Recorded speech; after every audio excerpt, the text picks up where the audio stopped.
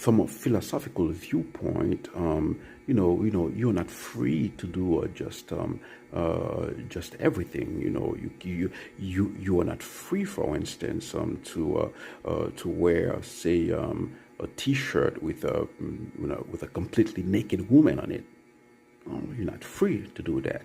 There's decency limits your freedom of expression, and insofar as your freedom of speech goes, you cannot say fire in a crowded room. For instance, you cannot say fire in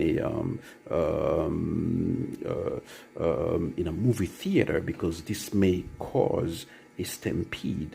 So it's dangerous. So your freedom to say fire in this instance is non-existent. Yeah. And there are other instances. For instance, you can't just say so and so stole X amount of money, so and so raped women, so and so killed people, so murdered people, did terrible stuff. Just it's you cannot accuse people without a justification. And if you have such justification, you should pass them on to the police. It's not your job to publicly choose your fellow citizens of stuff. So your freedom of speech is limited, just as any freedom you have. You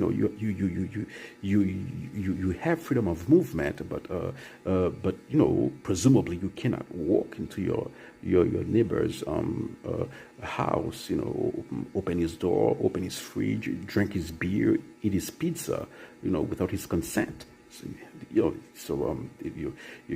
freedom of movement has limits.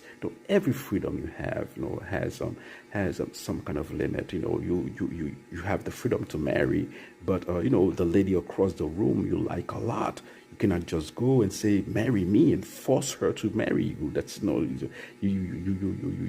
your freedom to to do something doesn't mean that you can proceed to fulfill that thing in any way you wish. There are rules. All these all the freedoms we have. Pardon me. All the freedoms we have are they are limited by by rules established by society.